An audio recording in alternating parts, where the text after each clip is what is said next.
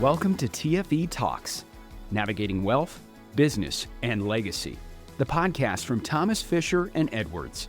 Each episode, our attorneys bring you expert insight on estate planning, business strategy, and legacy building, breaking down complex topics into clear, actionable advice.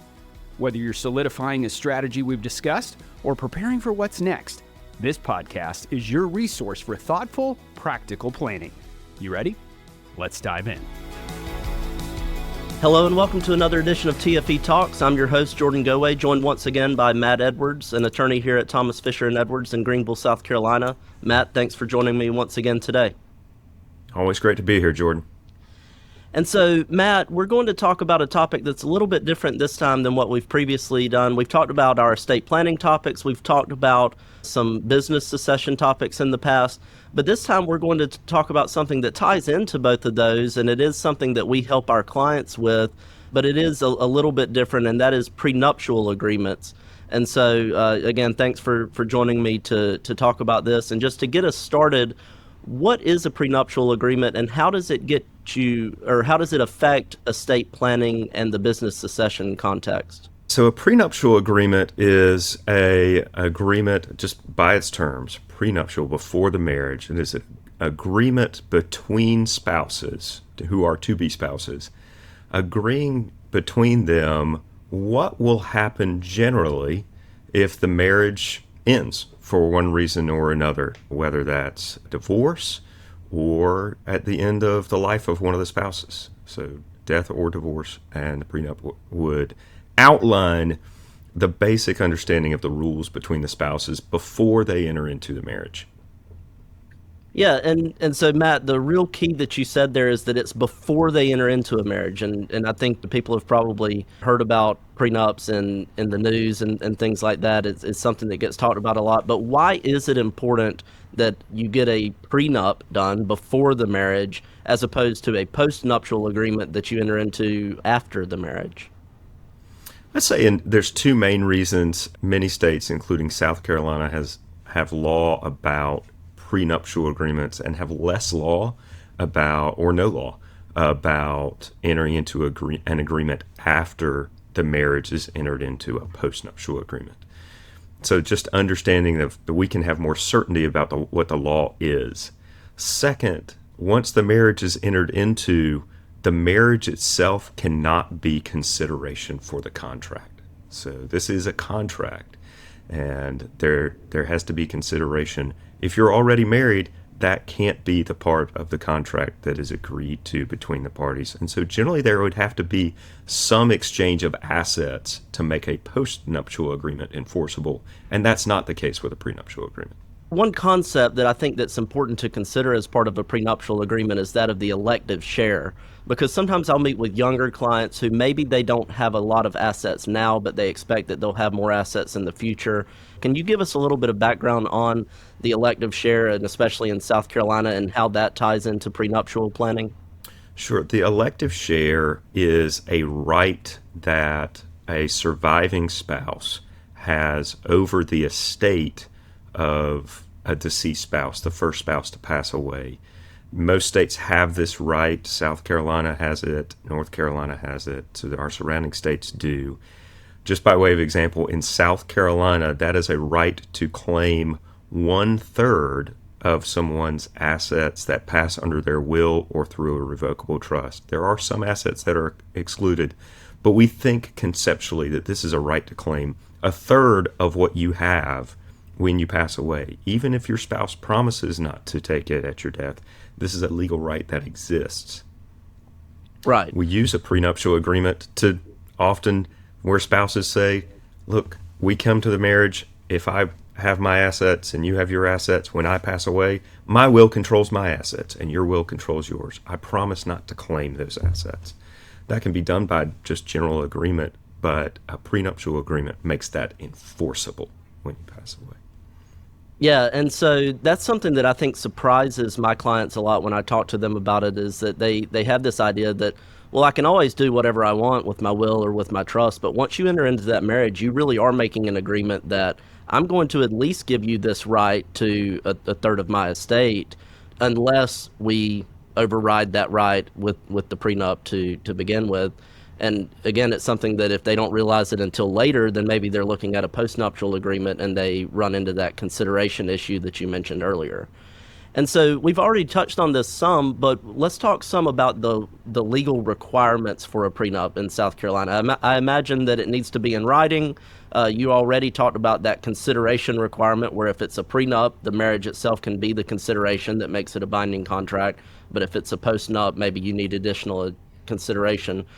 There's also a concept of financial disclosure that comes into play. So can you touch on that as being one of the key requirements of a prenuptial agreement?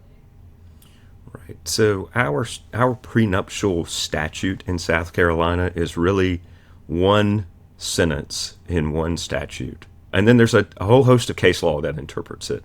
But that statute says that a prenuptial agreement is presumptively enforceable if there is full and complete financial disclosure. And that is a disclosure of assets and debts, as well as income and obligations that somebody has. When we prepare a prenuptial agreement, each spouse prepares a full financial disclosure that is modeled on the financial disclosure that's required when there's a divorce action entered into. So to enter a marriage, we provide certain information, and to exit a marriage, we provide certain information. That needs to be a complete disclosure, with the intention being that each spouse knows the rights that they are waiving, that they are giving up by entering into this agreement. South Carolina also has language that says that agreement is enforceable if both spouses are represented by attorneys. Those have to be separate attorneys.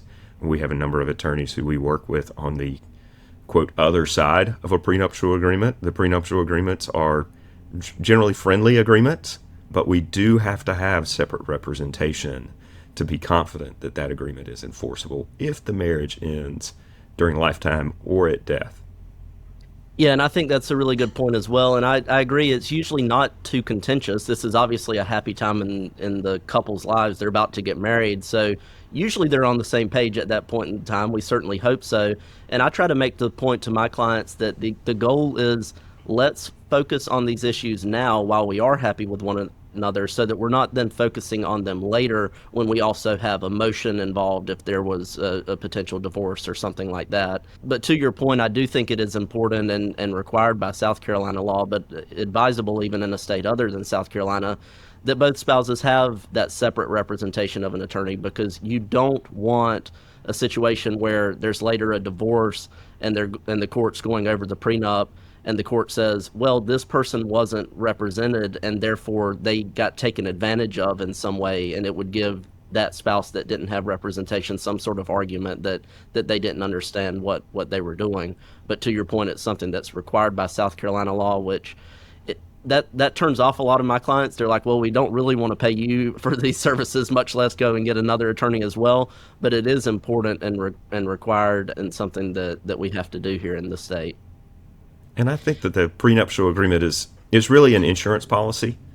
This is only a protective tool in the event that it becomes necessary. It is not intended to go into a marriage with an escape hatch. Exactly. And I have a lot of clients who would come in and say, I have my assets, my spouse-to-be, my fiance, has his or her assets.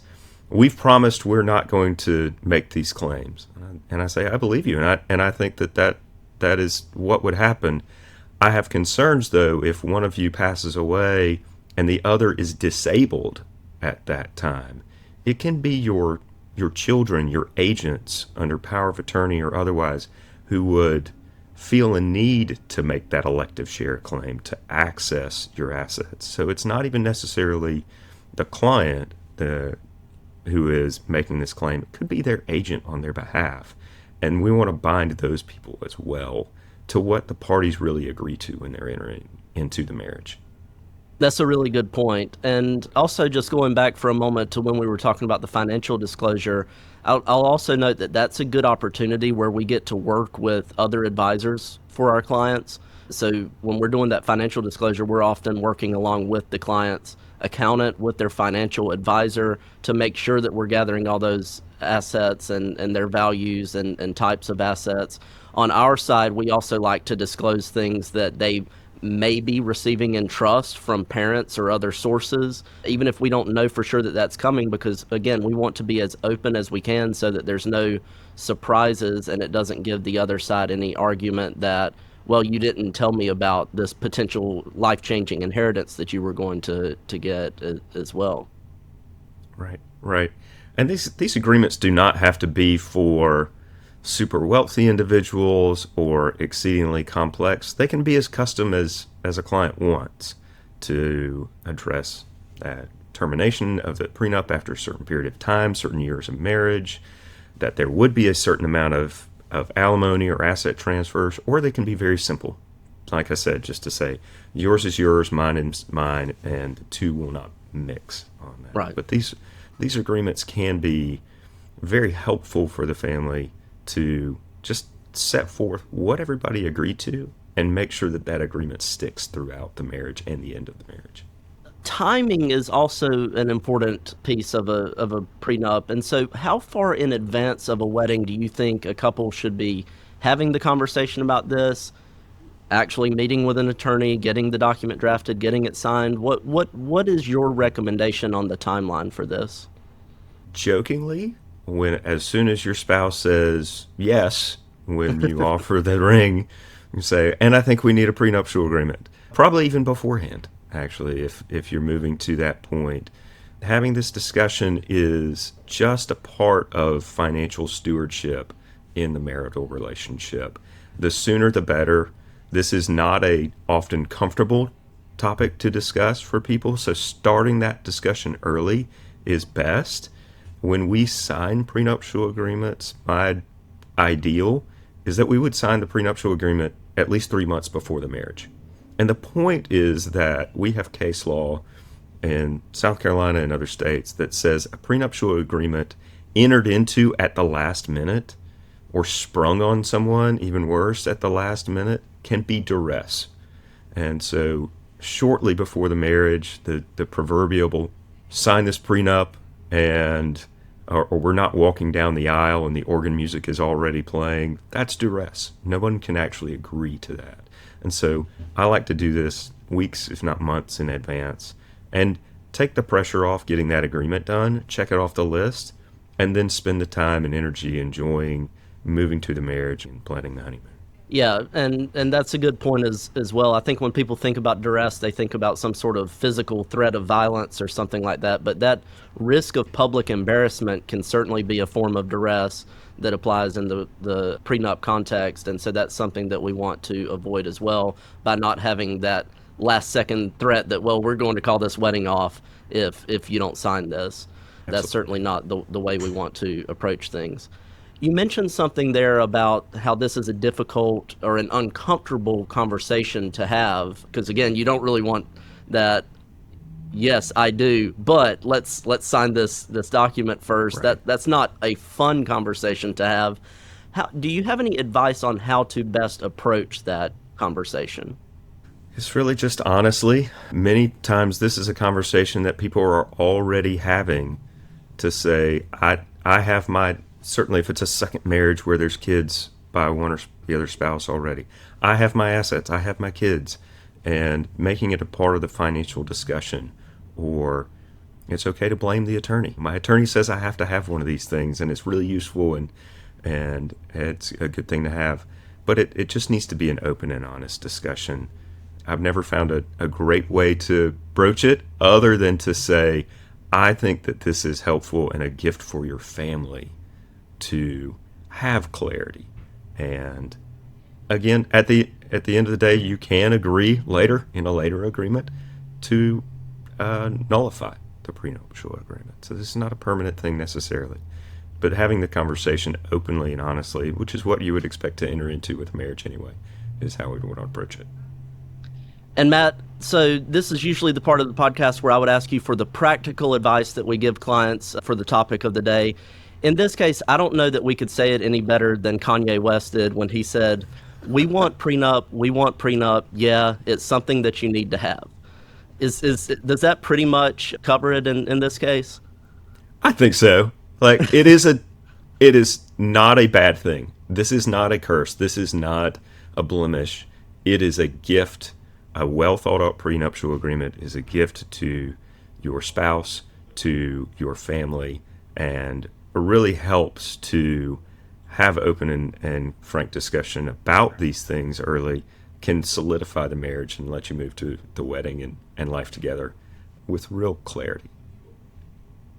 Yep. So that's a good summary. And so thanks again for joining me today, Matt, to talk about what's sometimes an uncomfortable topic, but a very important one, and one that doesn't have to be as awkward as it may seem if you focus just on the legal reasons for it and kind of take the emotion out of it. Pleasure having you on today, and I look forward to continuing to talk with you across our podcast. Absolutely. Thanks, Jordan. Thanks. Thanks for listening to TFE Talks.